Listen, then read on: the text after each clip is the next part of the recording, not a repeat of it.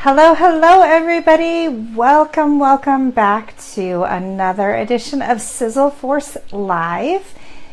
Today we are doing another Q&A live where, you know what happens here is I get asked the same questions over and over again. And I love it because when I get asked these questions and I see them pop up often enough, it's very clear to me that this is something that would make great Facebook fodder. So welcome to SizzleForce Live on this beautiful Friday afternoon.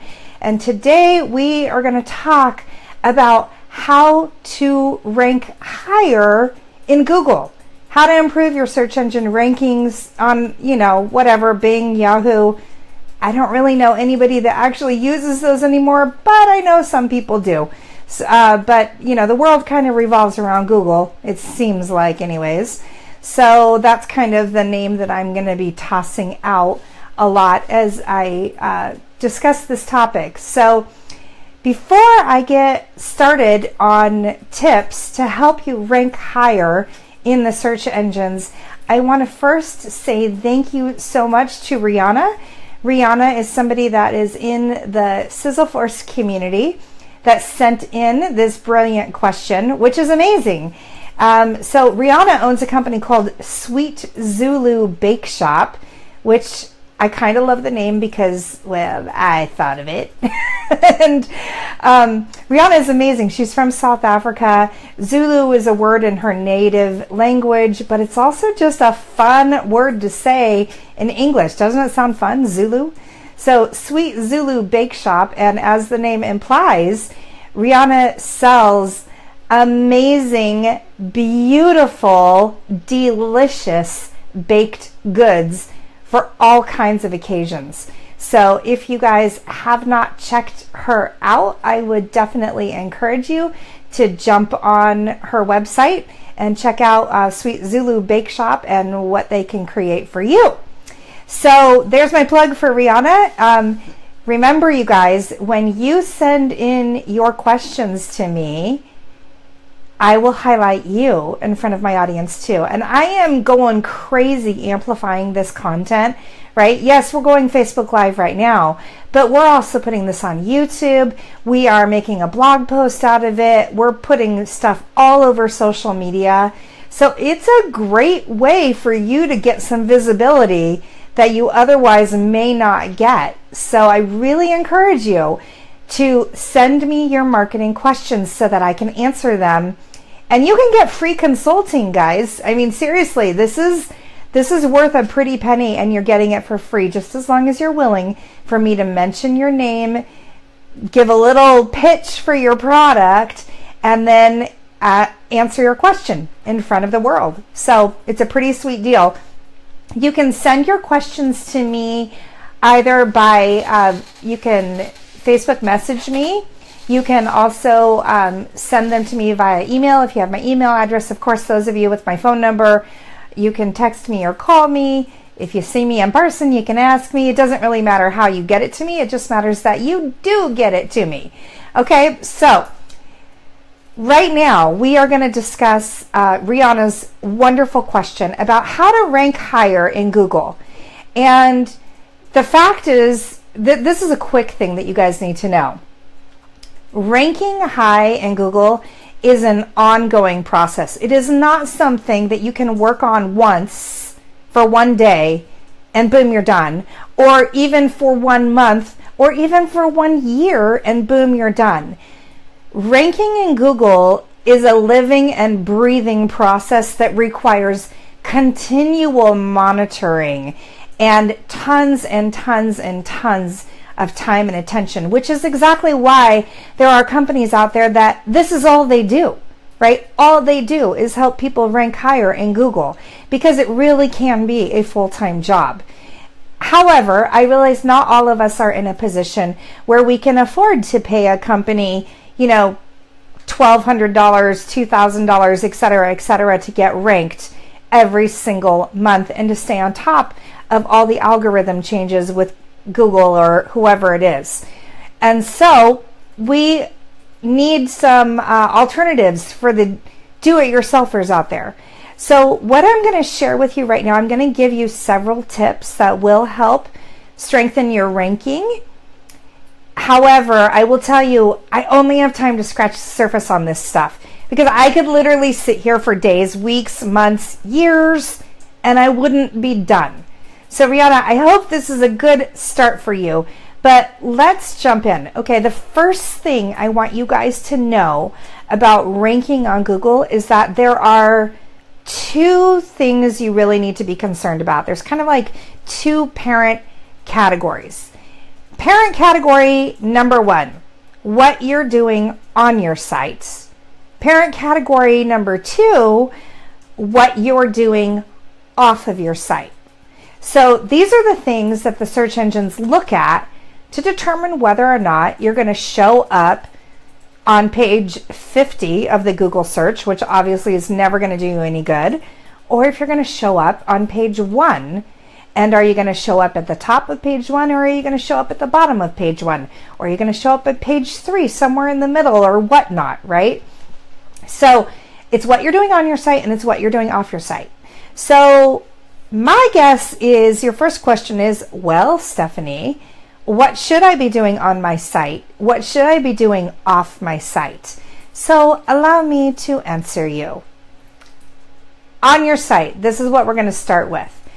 Okay, number one. Oh, and as always, you guys, you know, I say it every time, but I'll just remind you in case you're new to the audience or you've forgotten because you're old and forgetful like me. I'm a notes girl. I prepare for these things. I write notes. So I will be reviewing my notes because I want to make sure I don't forget to tell you anything. Blame my age. I don't know what to tell you. It's just the way it is. So here we go. On your site, first thing you need to make sure of is that your site is indeed mobile friendly. If you created your site a number of years ago, chances are it's not mobile friendly, which is a huge problem. Number one, because I would not be surprised at all if you found out that your site traffic, that 60 to 70% of it is coming from mobile devices. People on their phones, their iPads, notebook, whatever you want to call it, anything other than a desktop, right? Probably 60 to 70% of your traffic if you're like most people. Now, if your target market is 90-year-old men and women, maybe not. But for the rest of us, yeah, especially those of you guys that are going after the millennial or younger audience, then it's like not even a question. Everything is mobile for them. So you have to make sure that your site is mobile friendly. And there's a whole bunch that goes into it. However, if you use WordPress, which you guys have heard me talk about before, it's my favorite way to build a website is using WordPress.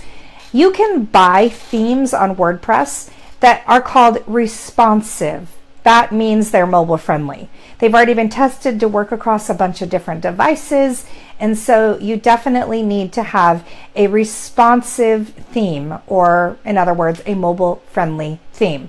If your site is not mobile friendly, because Google knows so many people search on mobile devices, it's going to automatically push your ranking down. Not the direction we want it to go. Make sure your site's mobile friendly. That's number one. I've got a whole bunch more. Number two, your site speed. Okay, ideal site speed. Your site is going to load in less than 2 seconds. 2 seconds.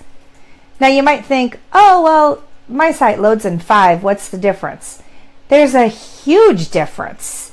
We have become such an instant gratification culture. We have become so like, gimme, gimme, now, now. I don't have time to wait for anything from anyone.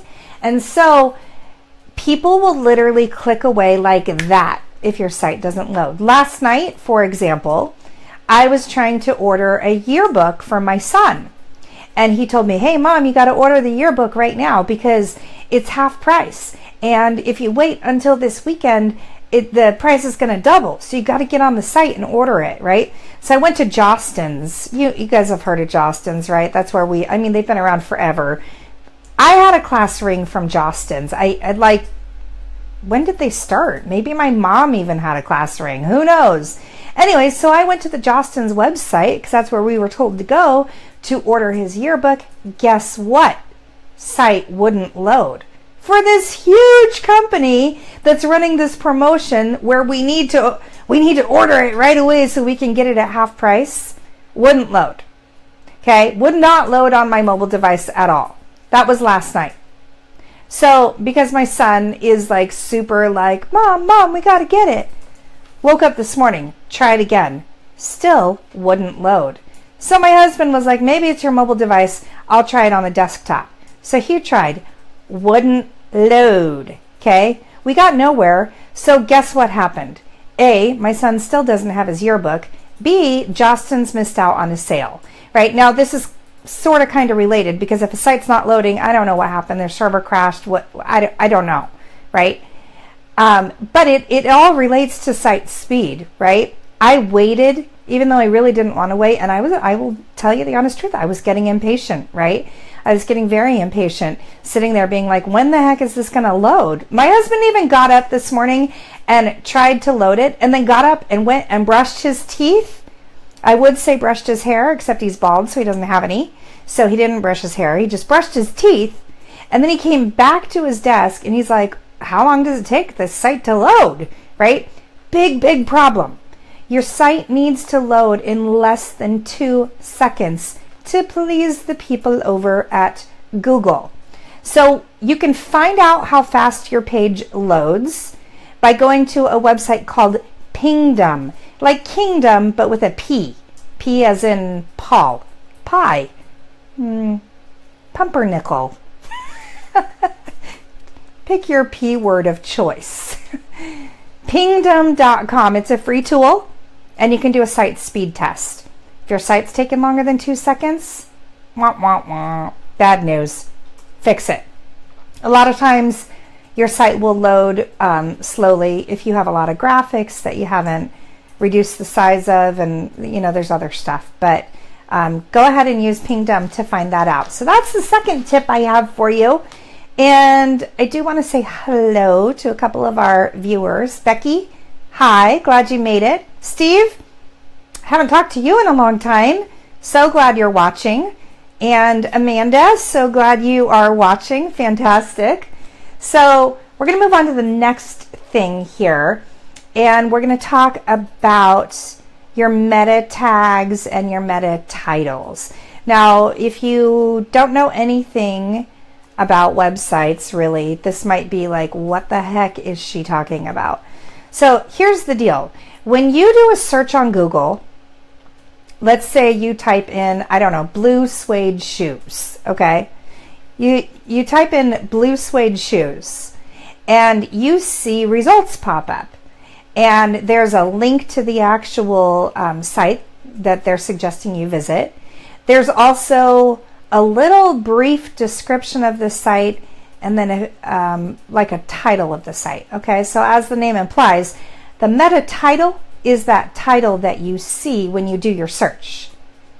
And the meta description is that short little blurb that tells you a little bit about what you're going to find on this site.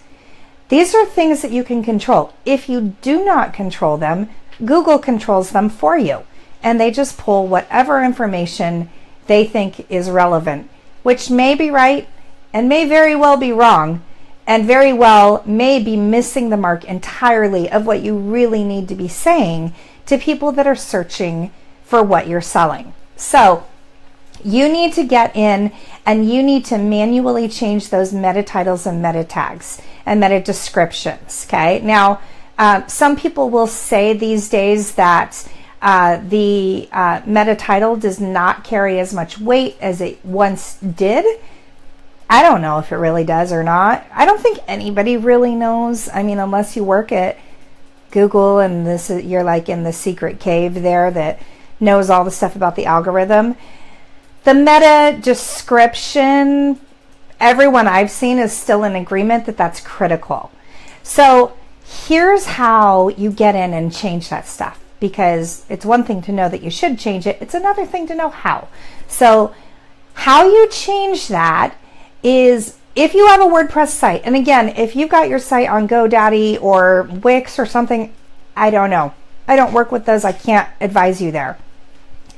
If you have WordPress, you want to get a free plugin called Yoast.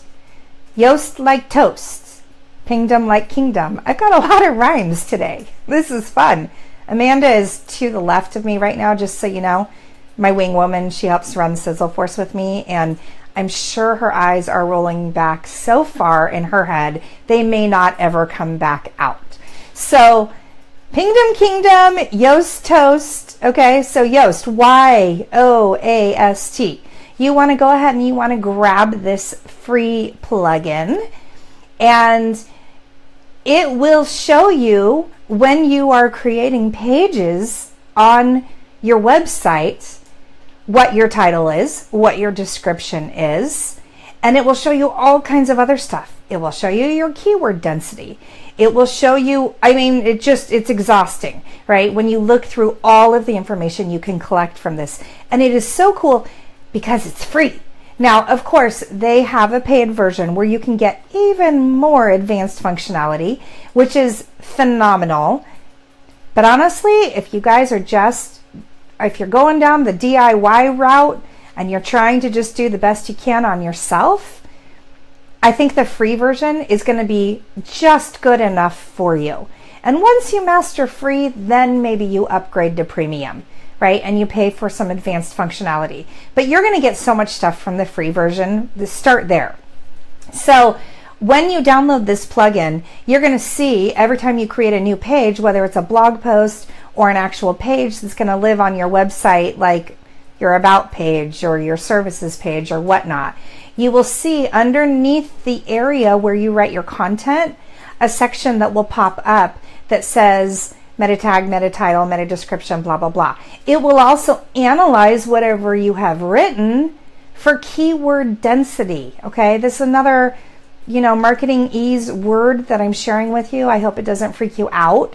But these are terms that you probably need to know if you're attempting to rank higher on Google. Okay, so when keyword density is basically how many times your keyword appears versus the overall length of the content that you've written. So let's say you write 100 words of content and you have put the keyword in there 3 times. Your keyword density is 3%. Is that good? Is that bad? Yoast will tell you. I'm not going to give it away. I could tell you, but I don't feel like it. So I'm not going to. Go get the plugin Yoast. This is going to incentivize you to get this plugin. And no, I'm not an affiliate. And no, I get nothing from promoting them. It's just a tool that I love that has helped me a lot. That's helped a lot of my clients. And so I recommend it to everybody. So go get that tool and start using that. Another thing is your tags, okay? So you guys may or may not have noticed this. Sometimes if you read, let's pick on blog posts. Sometimes you'll read a blog post and it will all be in the same font size, the entire article. There won't be any headings, there won't be any sub headlines breaking content up, there won't be any call outs, there won't be anything like that because people are just writing the content and calling it a day.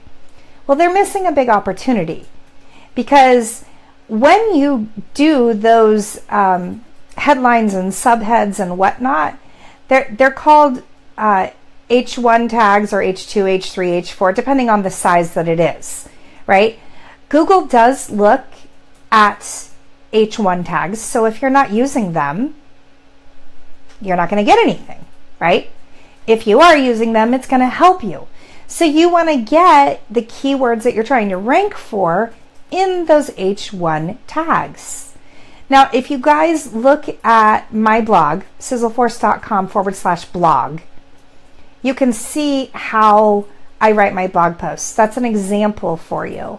And I have to be honest with you, I'm not always great at getting my keywords in my tags. I should be better.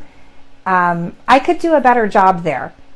Maybe this is my own little kick in the tush to change that. But it will give you an idea of what it should look like. It also, when you do that, it makes reading your blog posts a lot easier on the eye, right? We are in a culture of instant gratification, like we talked about earlier. We're also in a culture of summarizing things fast, scanning things, because everyone is pressed for time. So you want to make sure that you have broken up your copy so that if somebody just needs to skim past it, they can get the major takeaways and then decide if they want to read more. Does that make sense? I hope that makes sense for you guys. Hi, Judy Fritz. I see you're live with us. Welcome, welcome. I am glad you are here. So, as usual, Facebook is not allowing me to see any comments you guys are posting. So, if you're posting comments, I can't see them, but I promise I'll reply later if you post them.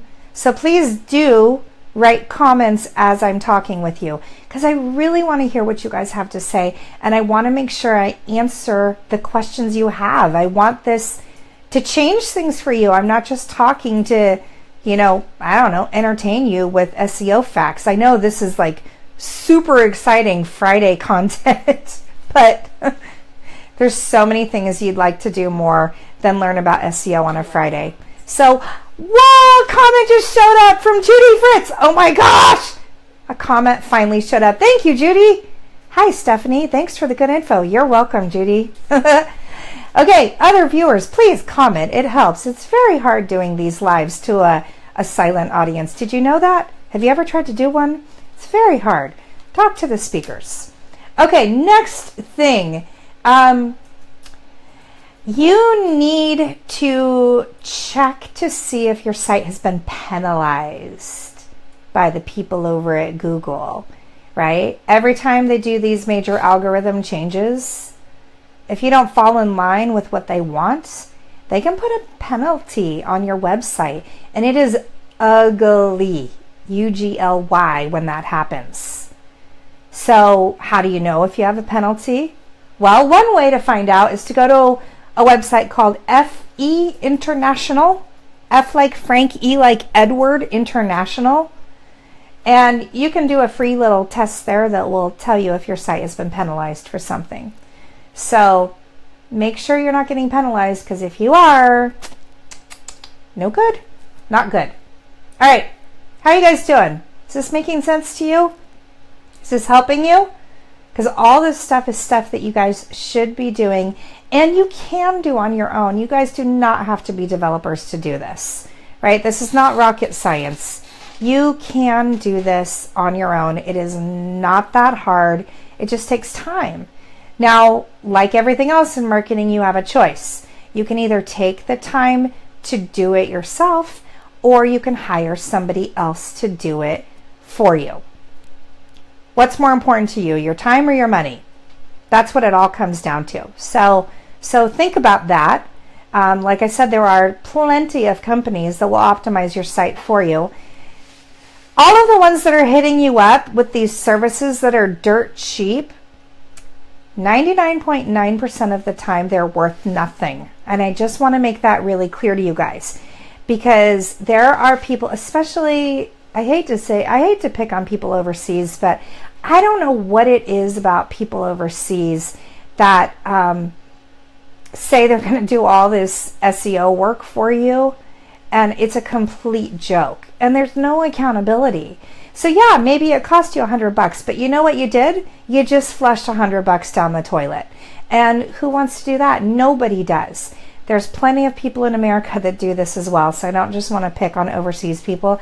I guess I would just say I see more of it from people that are overseas. So you definitely want to make sure that if you're gonna hire an SEO company, they've got to come with great recommendations from people you already know and trust, right? Don't just like get some dude on Fiverr, pay them $5 and expect your site to rank #1. It's not gonna happen. All right, so enough on that. Let's move on to the next thing. We're going to talk about keywords for a minute here. So you all have certain keywords that you want to be found for. And there's short keywords and then there's long keywords, right? So an example of a short keyword could be shoes. An example of a longer but still short keyword could be blue shoes. An example of a getting longer could be blue suede shoes. Now, why am I on this Elvis kick today? I have no idea. I have no idea. I don't really even like Elvis. But nonetheless, here we are. We're talking about Elvis and blue suede shoes. So you've got short keywords and you've got long keywords. When somebody searches something on Google, for example, shoes, if I do that in a Google search, you know what I'm going to find when I do a Google search on shoes? I'm going to find 400,000 pages of shoe listings. And chances are I am not in the mood to buy anything. I'm just browsing shoes. Why am I browsing shoes? Well, maybe I'm a shoe manufacturer. Maybe I'm checking out my competition. Maybe I just like shoes and I feel like looking at shoes. Maybe I'm creating a product to work with shoes. Maybe I'm creating ankle straps for sandals. Who knows why I'm looking at shoes? But chances are I am not a buyer. So ranking for that very short keyword of shoes, while you might think, yeah, I'm ranking #1 for shoes, it's useless because nobody is going to buy anything from shoes, probably. Now, alternatively, if you rank for blue suede shoes, ladies' blue suede shoes in Las Vegas, well, that's what's called a long keyword, a long-term keyword. And when somebody enters something that specific, chances are they're looking to buy before they pop off the internet. They're looking to make a purchase. So you do want to go after these long keywords, right? You want to go after these. They're easier to rank for because there's less competition when you get super specific, and people are more likely to buy what you're selling. So it's a beautiful, beautiful thing. Okay, another thing that you might want to think about when you're choosing your keywords, there's a whole lot that goes into picking keywords. I don't have time to get into all of that, but I have heard some real top-level SEO experts say things like you want to include words that people would naturally search for when looking for whatever it is that you sell. For example, coupon for blue suede shoes for women in Las Vegas. Coupon is a word that bargain hunters use a lot, or deal, right? Maybe you want to go after a keyword that includes reviews, right? For those comparison shoppers. Okay, so review of the top 10 blue suede shoe manufacturers in America, right? That could be a keyword that you go after, and that word review is going to help you. So you want to think about those things, you know, deal, reviews, coupon, special. Maybe I'm looking to see if I wrote anything else on here. I don't think I wrote any other suggestions on there, but you guys can just think about it. I mean, you're consumers just like everybody else. What are the terms that you always search? You're probably normal. Not all of you. Some of you are not normal at all, but you know who you are. So you're probably my relatives. So let's go on to the next thing. We're going to talk about content on your website. You need both long and short form content on your website. Long form content, what is that, Stephanie? Let me explain. Long form content is pages that have 2,000 or more words on them. 2,000 words is a lot of words to write. Short form content, usually more around 1,000 words. So what do we need? Do we need more long-term? Do we need more short-term? Do we need only long-term, only short-term? What do we need? Stephanie, tell us. I'm so glad you asked. Let me tell you. Okay, so you need both. That's the answer. You need both. There are people that will appreciate short form, and there are people that will appreciate long form. And there are certain occasions that call for longer form content than others. For example, I have a digital training product on marketing that I sell. It's SizzleForceAcademy.com. If you guys go and you look at SizzleForceAcademy.com, or you should look at SizzleForceAcademy.com/club. Okay, go look at that page, and I want you guys to see how much I wrote on that page. Now, why did I write so much? Because I'm trying to get the people that go to that page to buy what I sell. And if they don't know me, and trust me already, I have to show them I'm credible. And that takes time. And in the internet writing world, that means that takes words. Okay? So I haven't done a word count on that page. I don't know how many words there are, but there's a lot of words. And that's on purpose. So all those web pages that you guys go to with these really, really, really, really long pages of info, and you're like, enough already, enough, I'm ready to buy, right? The reason they're doing that is because that's what works for Google. So thank you, Amanda, trusty Amanda. Wing Woman has posted the link to that site in the comments so you guys can, excuse me, easily find that. Okay. So, long form and short form. Some of your content, your blog posts, whatnot, that can be short form content for the most part. 1,000 words is a good number. 1,200 is even better. At one time, people were saying 300 to 500 was ideal. Not anymore from what I've seen. It's too short. Google wants to see quality content. And quality usually involves some amount of quantity, right? So if you look at some of the masters of this stuff, like here's one you could look at. Go look at the website socialmediaexaminer.com. Okay, that's owned by a guy named Michael Stelzner. He lives just 10 minutes away from me. Super cool guy. Brilliant marketer. Absolutely brilliant marketer. Go look at his blog posts and look at how long they are and look at how they're laid out. Look at how there's graphics that are attached to all of the content. It is crazy, crazy stuff. You want to follow the example of the big dogs, okay? Mike's got it going on. He has built a pretty killer company. I won't even try to place a valuation on it because I have no idea. I just know it's a lot. I know it's worth a lot. And I'm so happy for him because he's such a nice man.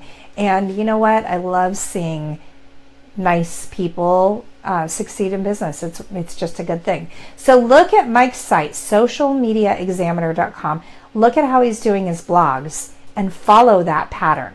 There's a reason the big dogs write blog posts like this. Okay.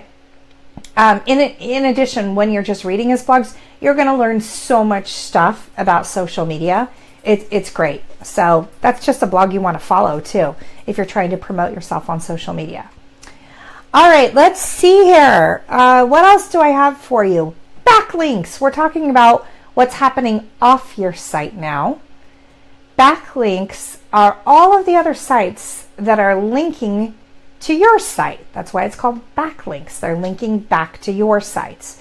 Now, let's say you, I know. You sell unicorn piñatas. Hey, Amanda, can you get our unicorn? All right. People actually sell these. People actually there's Amanda in the background. People actually sell unicorn piñatas. How do I know that? Because I bought one. See? Look at the horn.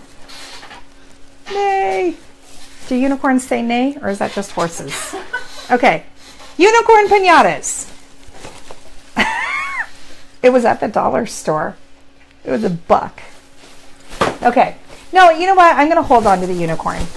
I'm just going to hold the unicorn because she's fun. So, and it is a she, just in case you're wondering. Unicorns are never male, according to the rule book for Stephanie. So here we have our little female unicorn who does not have a name yet. I welcome your suggestions in the comments. She needs a name. So you sell unicorn piñatas. Do you want me to link to you if I have a company that sells water bottles? The answer is no. I mean, it's not going to hurt, but is it going to help you? No, it is not going to help you. Even the unicorn says no, it is not going to help you because it is not relevant. It is not relevant to unicorn piñatas. So you want to go after backlinks that are relevant to what you do. A great link for someone that sells unicorn piñatas would be to a party store or a party planning business or something like that. Fiesta something, birthday party something, right? Or allaboutunicorns.com. I don't know if that's a real website, and it might be. And you never know if some creepers have taken a cute name and done something gross with it. So be careful if you go to that domain. I have no idea what it leads to. So our little unicorn friend wants you to know that you need to be getting backlinks from relevant websites. You also need to be getting backlinks from authoritative websites. And what I mean by that is you need to get links from the sites that already have a ton of traffic, that have already proven their authority, right? So, for example, not too long ago, I wrote an article for Forbes. That is a site that has major authority. Because I have written for them, they now link back to my site. That, our unicorn agrees, is a major yes. A major yes. Okay? You want backlinks that are authoritative and backlinks that are relevant to what you do. The more you get, the better you do. For now. Until Google decides to change something again. But for now, that's how it is. I think that's about it, you guys. I feel like I've been talking for quite some time now. So I think that's about it. Rihanna, I hope this has given you some really good insight to help you get started in ranking on Google. Like I said, this is a huge world that it is just a never-ending process of strengthening what you're doing on your site and off your site to help you get ranked. But you can absolutely start doing it with some of the suggestions I gave you and see how far you can get. And then you can start using some other tools. There are a lot of tools that are meant for small business owners to help them. We could cover those in another one of these lives if you'd like me to. And we could also, after that, it may be time for you to invest in working with a search engine optimization company.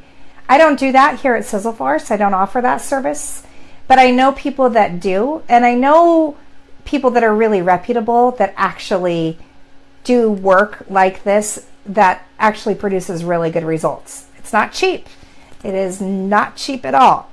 But if you need a referral to somebody that can help you with that, there you go.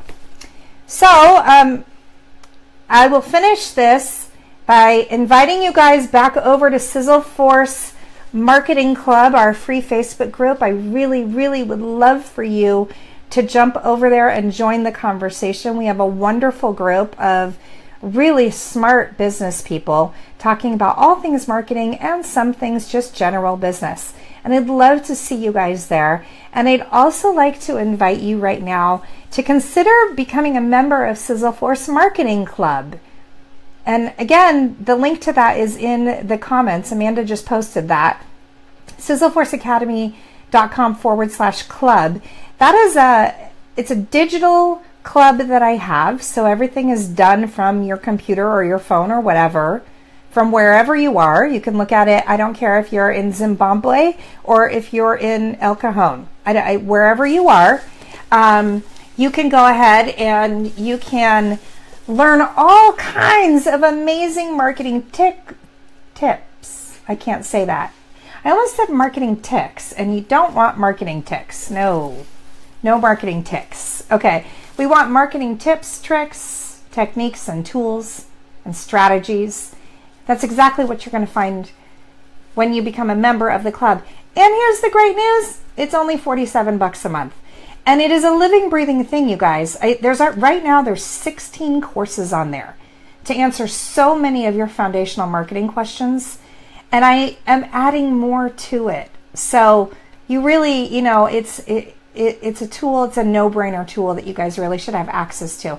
In addition, we have something called Expert Insights, where I interview some really high-level business professionals and ask all kinds of questions that you guys need the answers to.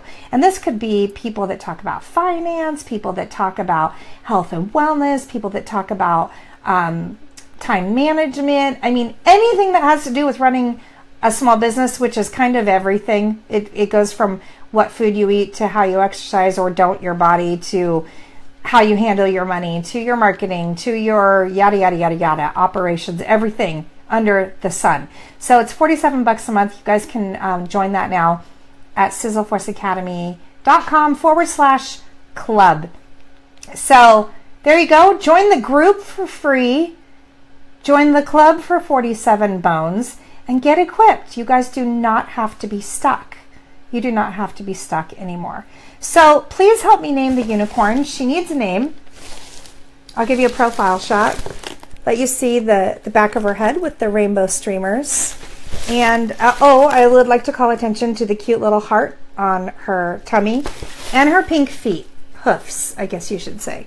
So this is actually not for me. I will just set the record straight. My daughter is turning 10, and this is for her birthday party. But I might need to get another one and make the unicorn part of my daily thing because I like it. So that's all for this week, you guys. Send me your questions so I can give you a free consulting session next. Send me your questions, and I look forward to seeing you again next week on SizzleForce Live, right here on my Facebook page at 12 p.m. And for those of you guys that were waiting for me, I was a couple minutes late today. I'm sorry. I'll try not to do that again. I was talking to an awesome client, though, and I had to finish that. You know how it is. Okay, have a great weekend, you guys. Take care. Bye.